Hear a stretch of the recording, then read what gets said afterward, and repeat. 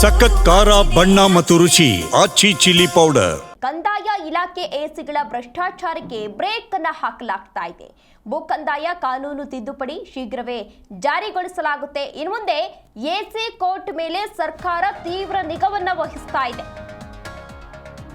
ಕಂದಾಯ ಇಲಾಖೆ ಎಸಿಗಳ ಭ್ರಷ್ಟಾಚಾರಕ್ಕೆ ಬ್ರೇಕ್ ಅನ್ನು ಹಾಕಲಾಗ್ತಾ ಇದೆ.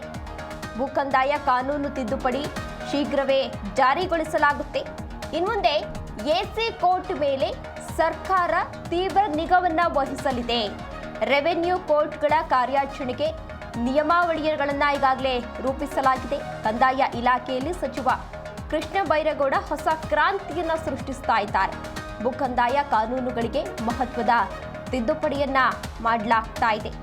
ಎಸಿಗಳ ನೇತೃತ್ವದಲ್ಲಿ ನಡೆಯುವ ರೆವೆನ್ಯೂ ಕೋರ್ಟ್ಗಳ ಕಾರ್ಯಾಚರಣೆಗೆ ನಿಯಮಾವಳಿ ಕಾನೂನು ತಿದ್ದುಪಡಿಯಿಂದ ಎಸಿಗಳು ಯಾವ ರೀತಿ ರೆವೆನ್ಯೂ ಕೋರ್ಟ್ ಅನ್ನು ನಡೆಸಬೇಕು ಅಂತ ರೂಲ್ಸ್ ಅನ್ನ ರೂಪಿಸಲಾಗಿದೆ. ಕೆಲವೊಂದಷ್ಟು ರೂಲ್ಸ್ಗಳನ್ನು ರೂಪಿಸಲಾಗ್ತಾ ಇದೆ. ಇನ್ನು ಮುಂದೆ ತಮ್ಮ ಇಚ್ಛೆಯಂತೆ ಅಂದರೆ ತಮಗೆ ಇಷ್ಟ ಬಂದಂತೆ ಎಸಿಗಳು ರೆವೆನ್ಯೂ ಕೋರ್ಟ್ ಅನ್ನ ನಡೆಸುವಂತಿಲ್ಲ. ಎಸಿಗಳು ನಾನು ಕೋರ್ಟ್ ಇದ್ದಂಗೆ ನನಗೆ ಏನಾದರೂ ಮಾಡಿದ್ರು ಕೂಡ ರಕ್ಷಣೆ ಇದೆ ಅನ್ನೋ ವರ್ತನೆಗೆ ಇದೀಗ ಅಂಕುಶವನ್ನ ಹಾಕಲಾಗ್ತಾ ಇದೆ. ಜೊತೆಗೆ ಸರ್ಕಾರಿ ಭೂಮಿ ಯಾವ ರೀತಿ ವಶಪಡಿಸಬೇಕು ಅನ್ನೋ ರೂಲ್ಸ್ ಕೂಡ ಸಿದ್ಧ ಮಾಡಿದ್ದೇವೆ. ಇದರ ಆಕ್ಟ್ ಆದರೂ ಕೂಡ ರೂಲ್ಸ್ ಇರಲಿಲ್ಲ. ಇದೊಂದು ಆಕ್ಟ್ ಆಗಿತ್ತು, ಆದರೂ ಕೂಡ ಇದಕ್ಕೆ ಕೆಲವೊಂದಷ್ಟು ರೂಲ್ಸ್ ಇರಲಿಲ್ಲ. ಈಗ ರೂಲ್ಸ್ ಅನ್ನ ಕೂಡ ತರ್ತಾ ಇದ್ದಾರೆ.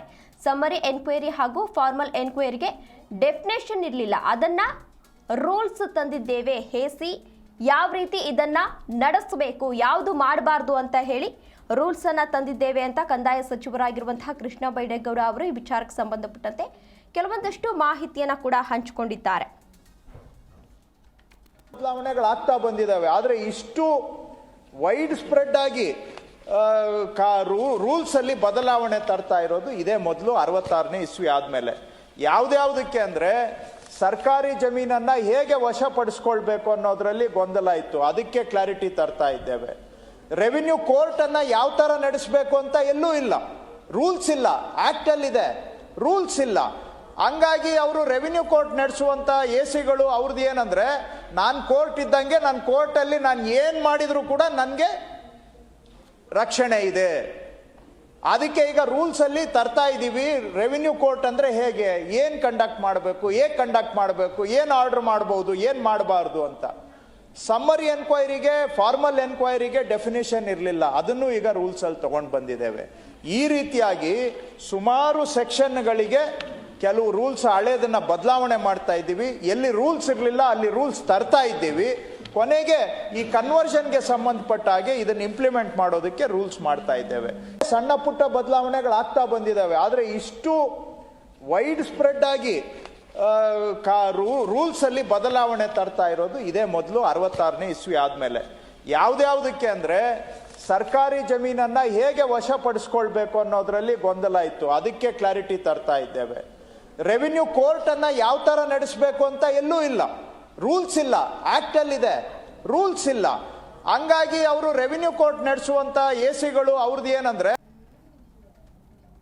ಎಸ್, ಇದೇ ವಿಚಾರಕ್ಕೆ ಸಂಬಂಧಪಟ್ಟಂತೆ ಹೆಚ್ಚಿನ ಡೀಟೇಲ್ಸ್ ಅನ್ನ ನೀಡಲಿದ್ದಾರೆ ನಮ್ಮ ಪ್ರತಿನಿಧಿ ಪ್ರಸನ್ನ ದೇವನೂರು. ಎಸ್ ಪ್ರಸನ್ನ, ಏನೆಲ್ಲ ತಿದ್ದುಪಡಿಯನ್ನ ಮಾಡಲಾಗಿದೆ, ಯಾವೆಲ್ಲ ಅಂಶಗಳನ್ನ ಇಲ್ಲಿ ಉಲ್ಲೇಖವನ್ನ ಮಾಡಲಾಗಿದೆ, ಇದರಿಂದ ಭ್ರಷ್ಟಾಚಾರಕ್ಕೆ ಕಡಿವಾಣವನ್ನ ಹಾಕಬಹುದಾ? ಇದೊಂದು ಅತ್ಯಂತ ಮಹತ್ವವಾದ ಸರ್ಕಾರದ ಕಾನೂನಿನ ತಿದ್ದುಪಡಿ.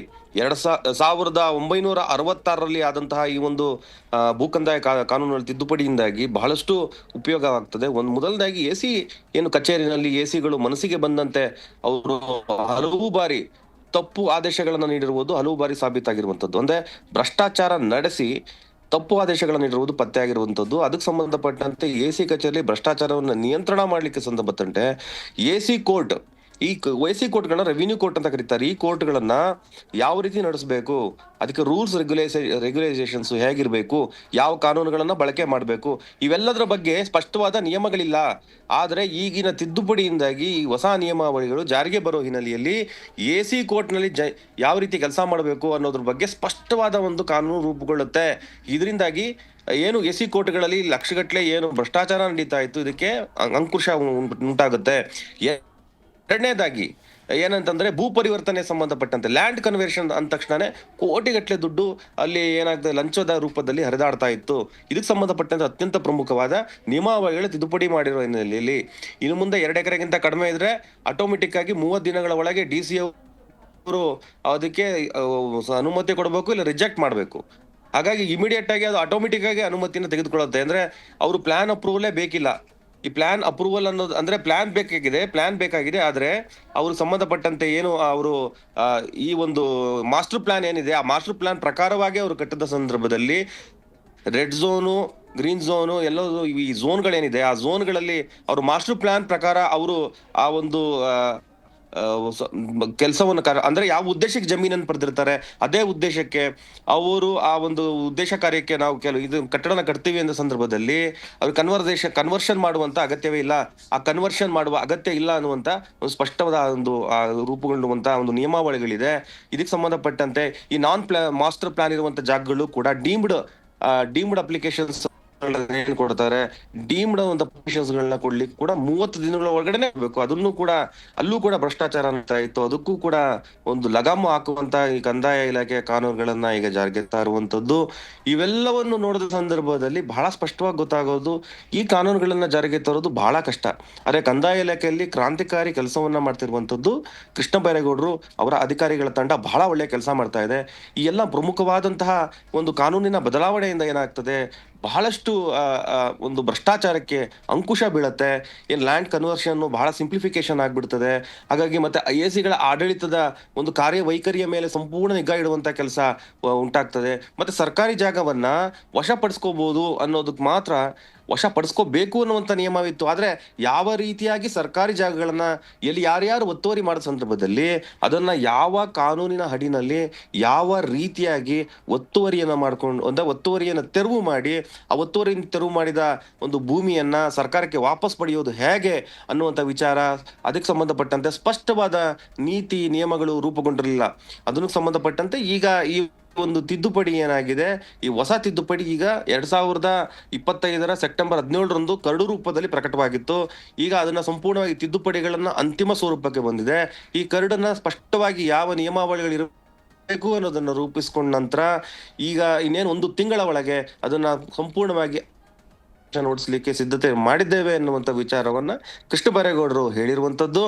ಅದರ ಆಧಾರದ ಮೇಲೆ ನೋಡೋ ಸಂದರ್ಭದಲ್ಲಿ ಅದಕ್ಕೊಂದು ಅಧಿಕಾರ ತಂಡವನ್ನು ರಚನೆ ಮಾಡಿರೋ ಹಿನ್ನೆಲೆಯಲ್ಲಿ ಫೈನಲ್ ಆಗಿ ಈ ಎಲ್ಲ ನಾವೇನು ಅಂಶಗಳನ್ನು ಹೇಳ್ತಾ ಇದ್ದೀವಿ, ಈ ಭೂಮಿಯನ್ನ ಸರ್ಕಾರಿ ಭೂಮಿಯನ್ನ ವಶಪಡಿಸ್ಕೊಳ್ಳೋದಾಗ್ಲಿ, AC ಅವ್ರ ಕಚೇರಿಗಳಲ್ಲಿ ರೆವಿನ್ಯೂ ಕೋರ್ಟ್ಗಳು ಹೇಗೆ ಕೆಲಸ ಮಾಡಬೇಕು ಅನ್ನೋದಾಗ್ಲಿ, ಅಥವಾ ಈ ಈ ಲ್ಯಾಂಡ್ ನ ಒಂದು ಭೂ ಪರಿವರ್ತನೆ ಅನ್ನ ಮಾಡುವಂಥದ್ದು, ಅದರಲ್ಲೂ ಕೂಡ ಈಗ ಮಾಸ್ಟರ್ ಪ್ಲಾನ್ ಮಾಡಿರ್ತಾ ಇದ್ದಾರೆ.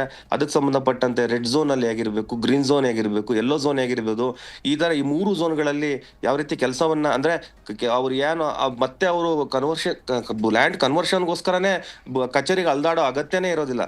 ರೆಡ್ ಝೋನ್ ಅಲ್ಲಿರುವಂತ ಅಧಿಕಾರಿಗಳು ರೆಡ್ ಝೋನ್ಗೆ ಸಂಬಂಧಪಟ್ಟಂತೆ ಏನು ಕೈಗಾರಿಕೆಗಳ ಸ್ಥಾಪನೆ ಮಾಡ್ತೀವಿ ಅಂತ ಇಟ್ಕೊಂಡ್ರೆ ಅದಕ್ಕೆ ಸಂಬಂಧಪಟ್ಟಂತೆ ಅವ್ರು ನೇರವಾಗಿ ಪ್ಲಾನ್ ಅಪ್ರೂವಲ್ಗೆ ಹೋಗ್ಬೋದು. ಅಲ್ಲಿ ಭೂ ಪರಿವರ್ತನೆ ಅಗತ್ಯನೇ ಬರೋದಿಲ್ಲ. ಜೊತೆಗೆ ನವೀಕರಿಸಬಹುದಾದ ಇಂಧನದ ಮೂಲಗಳ ಕಾರ್ಖಾನೆಗಳು ಈಗ ನೋಡಿದ್ದೇವೆ, ಅವುಗಳನ್ನೇನಾದ್ರು ನಾವು ಮಾಡೋದಾದ್ರೆ ಆ ಸಂದರ್ಭದಲ್ಲಿ ನೇರವಾಗಿ ಅವರು ಇಂಧನ ಇಲಾಖೆ ಅಪ್ಲಿಕೇಶನ್ ಹಾಕೊಂಡು ನೇರವಾಗಿ ಅನುಮತಿನ ಪಡಿಬಹುದು. ಅಲ್ಲೂ ಕೂಡ ಲ್ಯಾಂಡ್ ಕನ್ವರ್ಷನ್ ಭೂ ಪರಿವರ್ತನೆ ಅಗತ್ಯವೇ ಇಲ್ಲ ಎನ್ನುವಂತ ವಿಚಾರವನ್ನ ಕೃಷ್ಣ ಬೈರೇಗೌಡರು ಹೇಳಿರುವಂತದ್ದು. ಇವೆಲ್ಲ ಕ್ರಾಂತಿಕಾರಿಕ ಬದಲಾವಣೆಗಳು 1966ರಿಂದ ಇದುವರೆಗೂ ಆಗೇ ಇಲ್ಲ ಅಂತ ಒಂದು ವಿಶೇಷವಾದ ಬದಲಾವಣೆಗಳಿಂದಾಗಿ ಭ್ರಷ್ಟಾಚಾರವನ್ನು ಸಂಪೂರ್ಣವಾಗಿ ಒಂದು ಅಂಕುಶ ಹಾಕ್ಲಿಕ್ಕೆ ಸಾಧ್ಯವಾಗ್ತದೆ. ಓಕೆ, ಧನ್ಯವಾದ ಪ್ರಸನ್ನ ತಮ್ಮೆಲ್ಲ ಡೀಟೇಲ್ಸ್ಗಾಗಿ. ಎಲ್ಲೂ ಇಲ್ಲ, ರೂಲ್ಸ್ ಇಲ್ಲ, ಆಕ್ಟ್ ಅಲ್ಲಿ ಇದೆ, ರೂಲ್ಸ್ ಇಲ್ಲ. ಹಂಗಾಗಿ ಅವರು ರೆವಿನ್ಯೂ ಕೋರ್ಟ್ ನಡೆಸುವಂತ AC-ಗಳು ಅವ್ರದ್ದು ಏನಂದ್ರೆ, ನಾನು ಕೋರ್ಟ್ ಇದ್ದಂಗೆ ನನ್ನ ಕೋರ್ಟಲ್ಲಿ ನಾನು ಏನ್ ಮಾಡಿದ್ರು ಕೂಡ ನನಗೆ ರಕ್ಷಣೆ ಇದೆ. ಅದಕ್ಕೆ ಈಗ ರೂಲ್ಸ್ ಅಲ್ಲಿ ತರ್ತಾ